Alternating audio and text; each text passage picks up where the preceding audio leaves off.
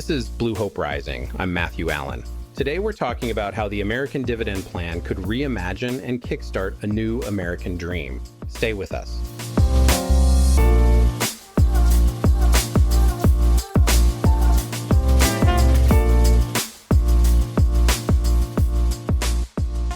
Okay, let's get into this. What if I told you every American adult could get $650 in their bank account every single month? I know this probably sounds like one of those late-night infomercials where a guy with ridiculously white teeth promises a miracle cream that erases all wrinkles instantly, or a telemarketer telling you that you've been randomly selected to win a free vacation. But bear with me because this is actually legit. Not some government handout, but your fair share of America's prosperity. And what if I told you we could fund this without adding a penny to the national debt? I should clarify that I'm not technically a Nobel Prize-winning economist, although I did once try to explain inflation to my 5-year-old using only dinosaur figurines. I once thought a bear market meant something was happening at the zoo, and that a hedge fund was just a fancy savings account for landscaping expenses. But I do know suffering when I see it, and working-class Americans have been getting pummeled for a long time now. And I'm tired of watching working people struggle while billionaires build rockets for their phallic joyrides. So, buckle up for a plan that could genuinely change your life. Welcome to the American Dividend, where we all get a slice of the American pie we've been baking together. So what exactly is this American Dividend? It's pretty simple, actually. Every American adult gets $650 deposited directly into their account each month. That's it. No complicated forms, no means testing, no bureaucrats deciding if you qualify. If you're a U.S. citizen over 18, you get the dividend. Let's break down what that means. That's $7,800 a year for individuals, $15,600 for couples. If you're a household with 2 adults, that's $1,300 hitting your bank account every month. Not just pocket change. Now, I know what you're probably thinking. This sounds like some kind of handout, but it's not. I prefer to think of it as a dividend, your share as a partial owner of the greatest economic engine in human history, America. Think about it. When you own stock in a company, you get dividends. Well, we all contribute to America's success through our work, our taxes, our communities. So why shouldn't we all benefit from that success? For too long, the gains have flowed almost entirely to the top. The American dividend just makes sure everyone gets a fair share. And let me tell you, this would be life-changing for the bottom 50% of Americans. If you're living paycheck to paycheck, an extra $650 a month is the difference between constant stress and actually being able to breathe. It's the difference between one emergency away from disaster and having a little cushion.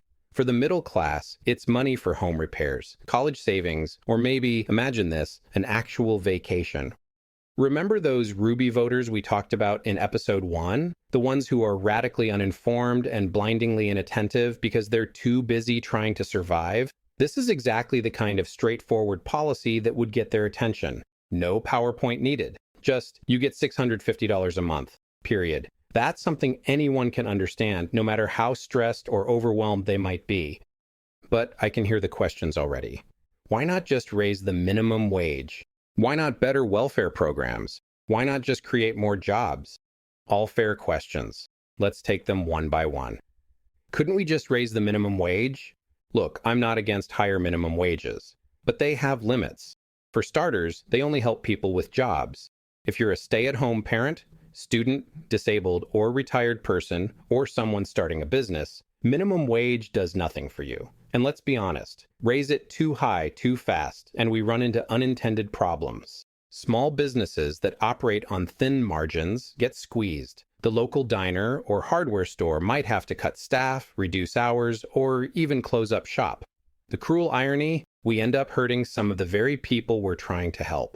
Some workers get better pay, while others lose their jobs entirely. This is not exactly the win-win we're looking for. Plus, minimum wage doesn't address automation replacing jobs, or the fact that $15 an hour means something completely different in San Francisco than it does in rural Kentucky.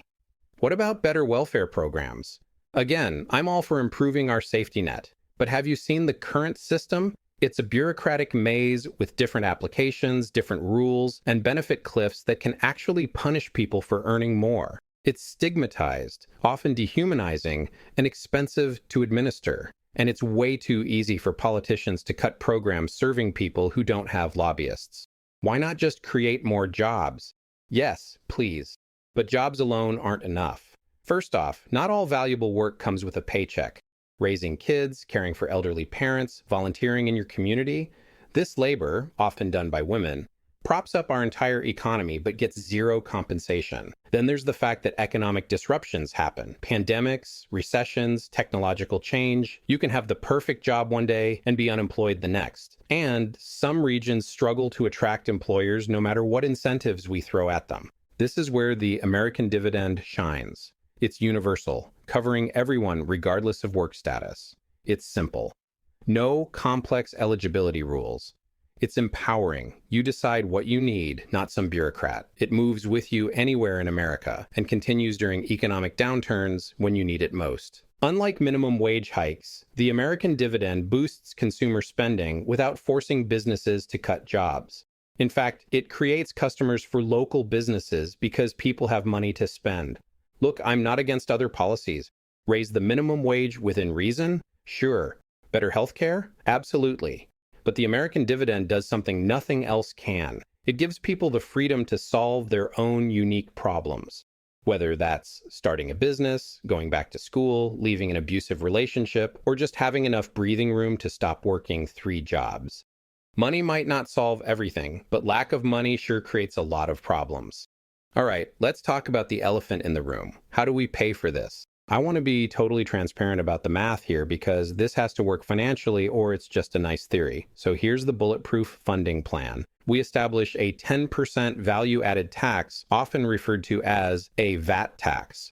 Now, before your eyes glaze over at the tax talk, stick with me because this is different from the taxes you're used to. And by the way, I'm going to keep saying VAT tax, which is totally redundant since VAT already stands for value-added tax. It's like when I say PIN number or PDF format or my personal favorite, please RSVP. My editor keeps highlighting this in red, but honestly, VAT alone just sounds weird hanging out there by itself. It needs that little tax buddy to sound complete. I'm fully aware this makes me sound like the kind of person who says ATM machine while ordering chai tea. But sometimes being technically wrong just sounds so right. Grammar nerds, I see you cringing, but I stand defiant. A VAT tax is what is known as a consumption tax. It applies to goods and services when value is added at each stage of production or distribution. I know that sounds complicated, but it's actually used in 160 countries around the world. America is one of the only developed nations without one. A VAT tax is better than other options because it's much harder to dodge than an income tax. Even if you're a corporation with fancy lawyers finding loopholes in the tax code, you can't escape a VAT tax. It's more stable than wealth taxes, which can be tricky to implement, and it ensures that companies like Amazon and Google, which are masters at avoiding corporate taxes, finally pay their fair share. But what exactly is value added? Let me break it down with a simple example.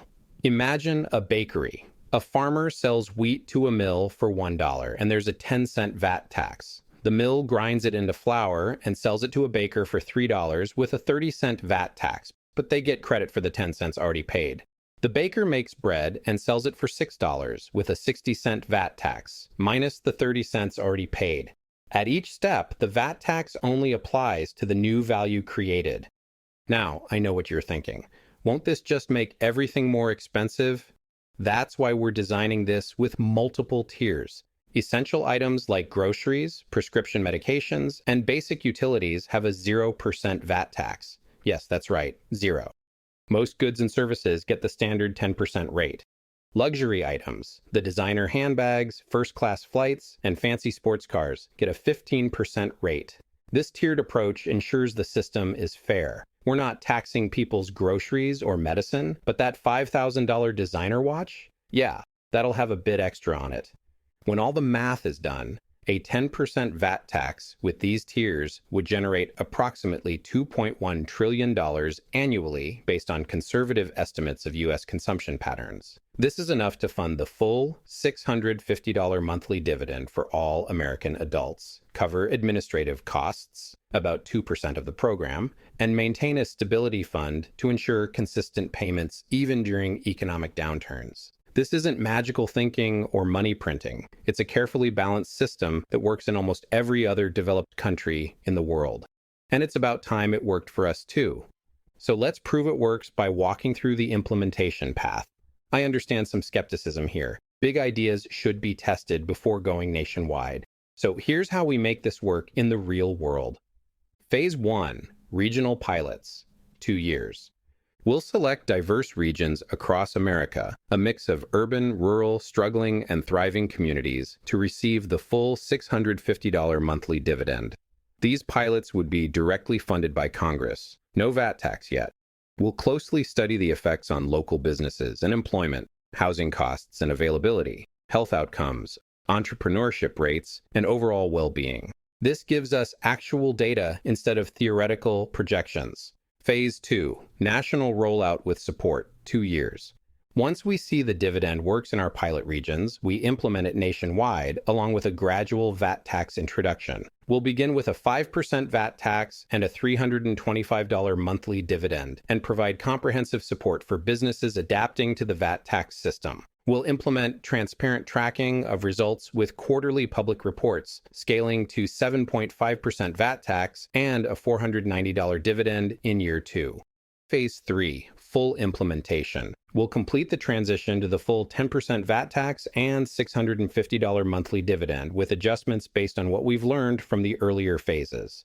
This measured approach ensures we're not just implementing a theory, but building a program proven to work in American communities. Think of it like introducing your picky 5-year-old to vegetables. You don't start with a Brussels sprouts casserole. You ease in with a carrot stick here, a piece of broccoli there, and before you know it, they're eating kale smoothies. Okay, maybe not kale smoothies, but you get the idea.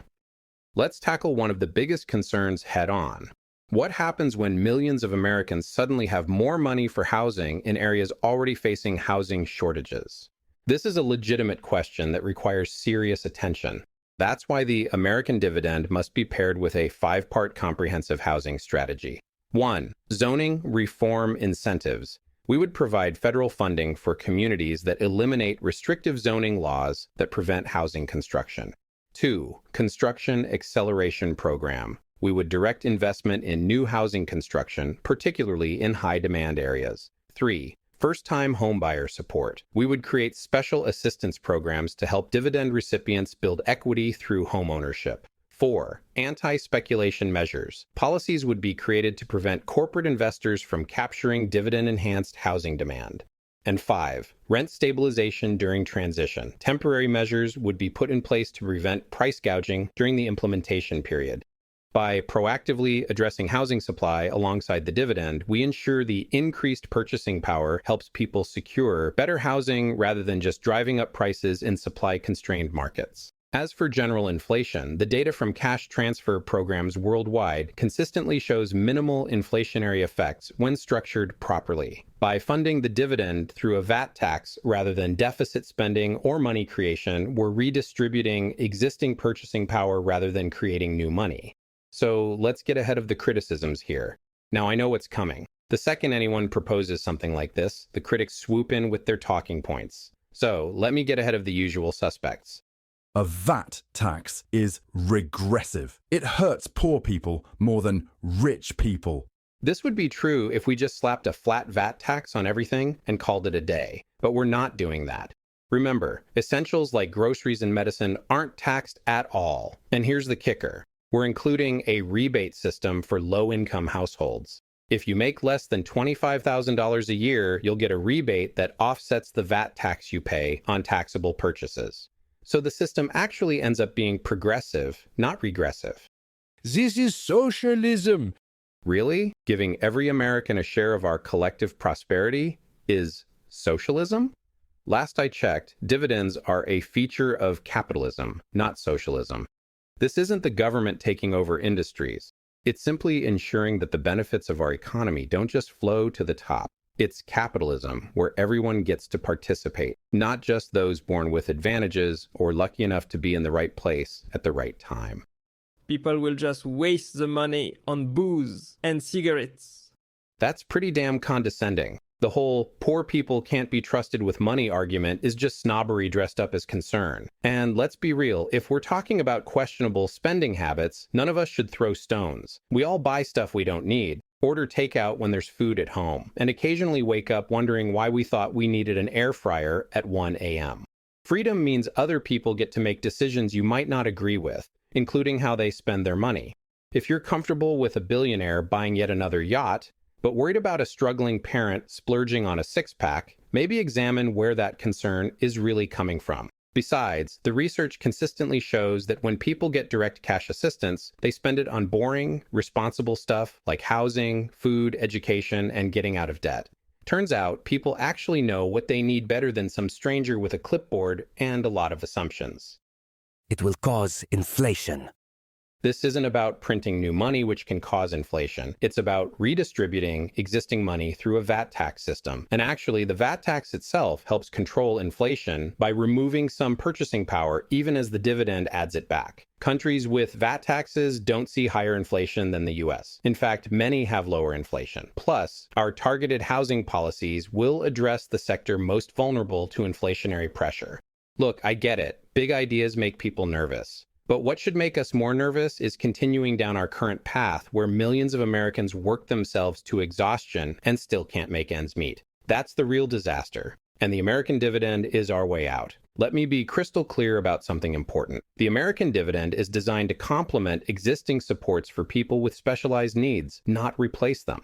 If you're receiving disability benefits, medical assistance, or other targeted support for specific needs, the dividend would be additional help, not a replacement. These specialized programs exist because some people have greater needs, and that won't change. The dividend is a floor, not a ceiling. It's the baseline economic security everyone deserves, regardless of their situation, while maintaining additional support for those who need it.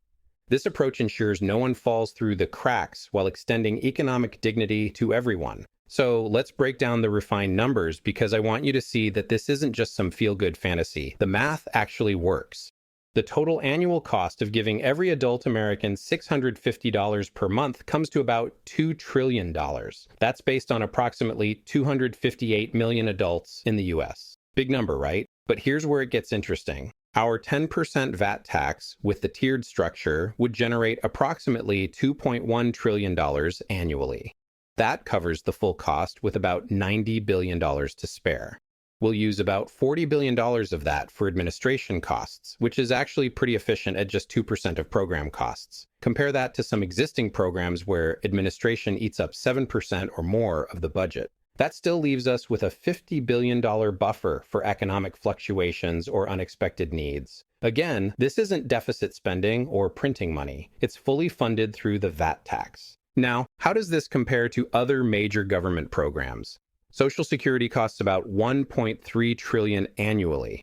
Medicare and Medicaid combined are around $1.5 trillion. The military budget is over $800 billion. So yes, the American dividend would be a major program. But it's within the scale of what we already manage, and it would benefit every single American adult directly. Here's another way to think about it. The U.S. economy is around $26 trillion. We're talking about redirecting about 8% of that through a VAT tax to ensure everyone gets a baseline share of our collective prosperity. When you consider that the top 1% of Americans now own more wealth than the bottom 90% combined, this modest redistribution starts to look not just reasonable, but necessary. And unlike many government programs, the American dividend doesn't create a massive bureaucracy. The money goes directly from the Treasury to your bank account. No caseworkers deciding if you qualify, no monthly reporting requirements, no surprise audits or benefit cliffs. Just a simple acknowledgement that in the richest country in the world, everyone deserves a floor beneath their feet. Now, there's a problem with one-size-fits-all approaches that we need to address head-on. Let's be real, $650 means completely different things depending on where you live. In San Francisco, $650 might cover, half your utility bill? A fraction of your rent? But in rural Kentucky or Mississippi, that same $650 could be transformative, potentially covering housing costs entirely. This geographical inequality is one of America's most persistent problems. Some regions have been booming for decades, while others have been left in the dust. The American dividend can help address this disparity, but we need to be smart about it. Here's how we make it work for everyone, everywhere. First, we'll implement a reduced 7% VAT tax in economically distressed counties instead of the standard 10%. We're talking about counties with persistent poverty, where over 20% of people have lived in poverty for 3 decades or more, or counties that have lost more than 10% of their jobs in the past decade. This means people in struggling regions pay less in consumption taxes, which matters a lot when incomes are already lower. Second, residents in these same economically distressed counties will receive a boosted dividend of $715 per month instead of $650. That extra $65 might not sound like much, but it's $780 more per year, enough to make a real difference in areas where costs are lower, but opportunities are scarcer. Third, we'll allocate a portion of that buffer we talked about for targeted infrastructure investments in these struggling counties. This means expanding broadband access in rural areas, improving public transit in urban food deserts, and creating job training programs where industries have disappeared. This regional adjustment approach does something powerful. It creates incentives for economic activity to spread more evenly across America. Right now, wealth and opportunity are hyper-concentrated in a handful of urban centers. The American Dividend, with these regional adjustments, would help revitalize forgotten communities while giving people more freedom to stay where they are or move where they want. Think about what this means for small towns across America that have been hollowed out as jobs moved overseas or to big cities. An extra $715 a month for every adult means new customers for local businesses. It means young people might be able to afford to stay instead of having to leave for opportunities elsewhere. It means communities can start rebuilding what they've lost. This isn't just economically smart. It's about healing America's geographic divide and making sure no region is left behind in our shared prosperity. So, let's meet some families and see the real-world impact of this idea. Numbers are one thing, but let's talk about what the American Dividend would actually mean for real people, because at the end of the day, that's what matters. Let's look at 3 different household situations: a low-income essential worker, a middle-class family with unexpected medical costs, and a high-earning professional couple. First, we have a low-income essential worker, a home health aide in rural Arizona making about $24,000 a year. They're just above the poverty line, but that doesn't mean they're not struggling. After rent, utilities, food, and transportation, there's nothing left. An unexpected car repair means choosing between getting to work and paying the electric bill. With the American Dividend, this worker gets an extra $7,800 a year, plus they're in an economically distressed county, so that's actually $8,580. And they pay almost no VAT tax because most of their spending is on essentials that are exempt. The regional VAT tax reduction means even their non-essential purchases have a lower tax rate. What does this mean in real terms? They can finally afford to take community college classes to get better credentials. They can fix their car when it breaks down without spiraling into debt. They can build an emergency fund instead of living in constant financial anxiety. Next, let's look at a middle-class family in suburban Ohio with unexpected medical costs. 2 working parents with 2 kids making about $85,000 combined. Sounds decent, right? But after unexpected medical expenses last year, they're drowning in debt despite having insurance. With the American Dividend, the parents get an extra $15,600 a year. Yes, they'll pay some VAT tax on non-essential purchases, but they're still looking at a net gain of around $13,000 annually. That's enough to pay down their medical debt, start college funds for their kids, and maybe, just maybe, take that family vacation they've been putting off for 5 years. And lastly, let's look at a high-earning professional couple in Manhattan making $350,000 between them. They're comfortable, but facing astronomical housing costs and student loan payments from advanced degrees. With the American Dividend, they also get $15,600 a year, but they'll pay more in VAT tax because they spend more, especially on luxury items. Their net financial impact might be close to neutral or slightly negative. But here's the thing. They still benefit from living in a more stable society where fewer people are desperate. Their favorite local businesses have more customers. The neighborhoods they drive through have less poverty. The social problems that affect everyone, from crime to homelessness, are reduced. That's the thing about the American dividend. It's not just about the direct cash benefit, it's about creating a healthier society where everyone has at least some economic breathing room. And that makes life better for all of us, even those at the top. All right, here's how we can make this happen. I hope I've convinced you that the American dividend is a good idea, but how do we actually make it happen? Because let's be honest, rolling out a program that touches every adult in America isn't exactly like setting up a lemonade stand. We need a phase-in period. You can't just flip a switch on something this big. As outlined earlier, we'd start with regional pilots to prove the concept, then implement it gradually nationwide over 3 years. The VAT tax would start at 5% with a $325 monthly dividend, then scale up to the full 10% VAT tax and $650 dividend. This gives businesses time to adapt their systems for the VAT tax. It gives people time to adjust their spending habits. And it gives the government time to work out any kinks in the distribution system. Speaking of distribution, the beauty of the American dividend is that we can use existing infrastructure. We don't need to create some massive new bureaucracy. The IRS and Treasury already have systems for sending money to most Americans through tax refunds and Social Security. We'd leverage those existing systems while creating simple options for those who don't have bank accounts or aren't in the system, like reloadable debit cards or accounts at local post offices. What about verification? Again, we keep it simple. Social Security numbers already tell us who's an adult citizen. For the tiny fraction of people with unusual situations, we create straightforward processes to verify identity. This isn't about making people jump through hoops. It's about ensuring everyone gets their dividend with minimal hassle. We need to handle special cases, of course. What happens when someone turns 18? They get automatically enrolled and start receiving their dividend the following month. New citizens? Same deal. Once citizenship is granted, the dividend begins. People in prison, their dividend gets held in an account and released to them upon completion of their sentence, giving them a financial cushion for re-entry into society.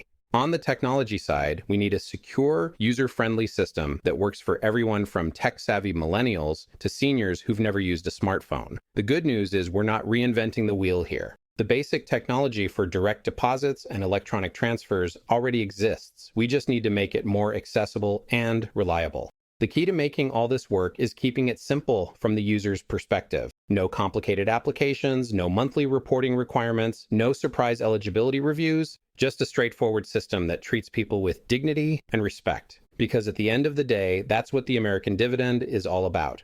Recognizing the inherent value of every person in our society and ensuring everyone has a baseline level of economic security.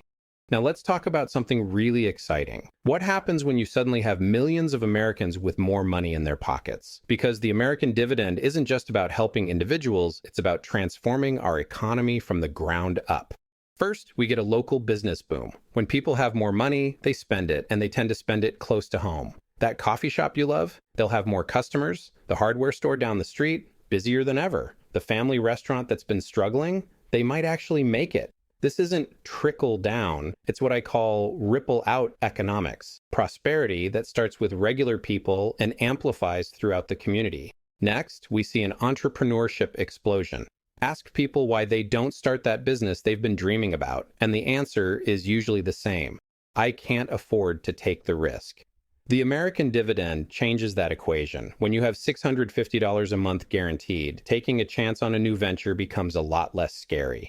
That food truck idea, that Etsy shop, that landscaping business, suddenly they're all within reach. We could unleash a wave of innovation and creativity unlike anything we've seen in generations. Third, we give workers more power. Right now, millions of Americans are stuck in jobs they hate because they can't afford to miss a single paycheck. The American dividend gives workers breathing room to say no to abusive bosses, dangerous conditions, or exploitative pay. It doesn't mean people will stop working. Studies consistently show that recipients in programs like this continue to work, but it does mean they can be more selective about where and how they work. And that forces employers to treat workers better and offer more competitive wages. Fourth, we reduce all kinds of social costs. When people have their basic needs met, we see reductions in emergency room visits, homelessness, domestic violence, and even crime. Think about how much we spend dealing with the fallout from poverty, from policing to emergency services to incarceration. The American dividend addresses these issues at their root. potentially saving billions in social costs that don't show up in the direct program calculations. Finally, we create what I call the mobility multiplier. Right now, many Americans are trapped in declining areas because they can't afford to move where the jobs are. Others are forced to leave communities they love because there's no way to make a living there. The American Dividend gives people the freedom to live where they want, whether that's staying in their hometown to help revitalize it or moving to a new city for better opportunities. This mobility is good for the economy as a whole, ensuring talent can flow where it's needed. When you add all these effects together, what do you get? A more dynamic, more equitable, more resilient economy, one where prosperity isn't just concentrated at the top, but spread throughout society, one where taking risks and trying new things isn't just for those with rich parents or venture capital connections, one where every community has a chance to thrive. And that's an economy worth building. So here we are. We've got this idea that could genuinely transform the country, but ideas without action are just daydreams. How do we actually make the American Dividend a reality? First, we need to recognize something important. This plan has potential for bipartisan appeal. It's not about growing government bureaucracy. In fact, it's one of the most streamlined approaches to addressing poverty and economic insecurity ever proposed. For conservatives, the selling points are clear. It's not means-tested. It doesn't create new bureaucracy. It treats everyone equally. It promotes freedom and individual choice. It supports family formation and stability. It revitalizes struggling communities without government micromanagement. And let's not forget, it was conservative economist Milton Friedman who first proposed a version of this idea decades ago. For progressives, the benefits are equally compelling. It provides immediate relief to those struggling most. It reduces poverty and inequality. It values unpaid care work. It gives workers more bargaining power. It creates a universal floor that can't be easily dismantled. And it acknowledges our collective responsibility to ensure no one falls through the cracks. The messaging playbook is straightforward. To conservatives, we say, this is your money, not the government's. We're cutting out the middlemen and letting you decide what you need, not bureaucrats in Washington. To progressives, we say, this is economic justice without red tape. It recognizes everyone's inherent dignity and right to a basic standard of living. And to everyone, we say, this is about building a stronger America where everyone has a stake in our success and no one is left behind. Building the coalition to support this will require unlikely allies coming together.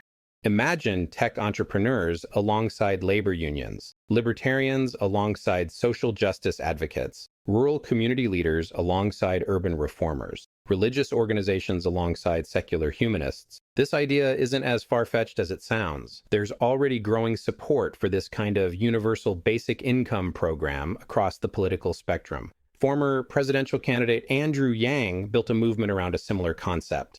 Alaska's Dividend program remains wildly popular among Republicans and Democrats alike. Pilots and experiments are popping up in cities and states across the country. The legislative path won't be easy, but it's not impossible. It starts with building grassroots support and demonstrating the idea's viability through those regional pilots I mentioned earlier. We show it works, we build momentum, we elect representatives who support it, and eventually we reach the critical mass needed for national implementation. Will it happen overnight? Of course not. Major policy shifts rarely do, but the American Dividend is the kind of big idea that can capture imaginations and unite people across traditional dividing lines. And in our hyperpolarized political environment, that alone makes it worth fighting for. Because at the end of the day, this isn't about left versus right. It's about whether we want to continue with a system that's clearly failing millions of Americans, or whether we're ready to try something bold that might actually solve our problems.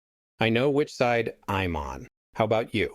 The bottom line, this is a new American dream. Look, I get it. This might sound too good to be true. A check for $650 showing up in your account every month? A better economic system that works for everyone, not just those at the top. It feels like fantasy in a world where we've been told over and over that nothing can really change. But the math checks out. The economics makes sense.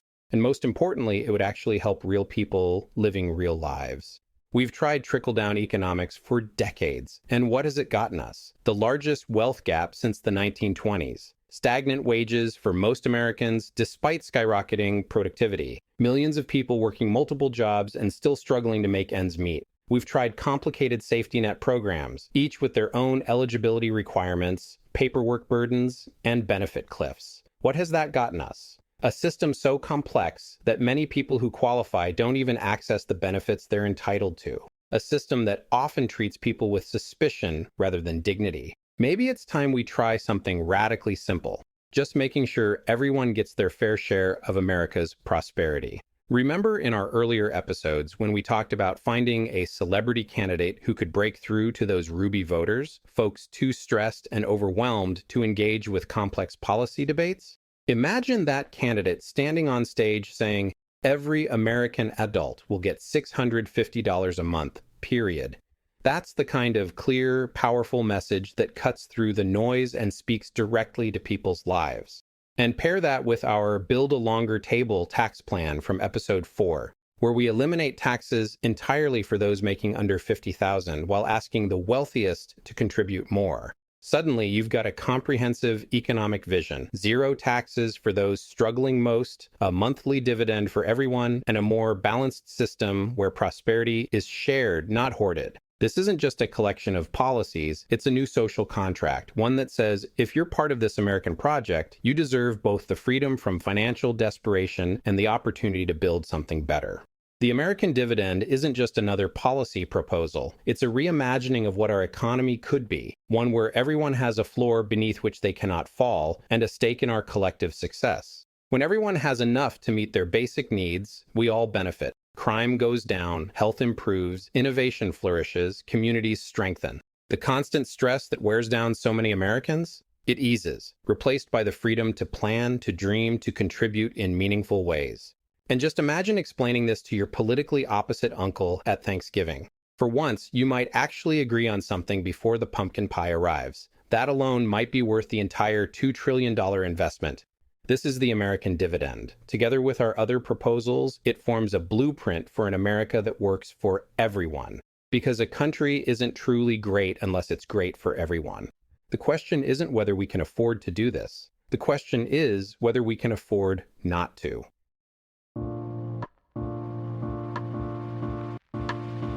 So, what's next? Well, I hope you'll join the fight.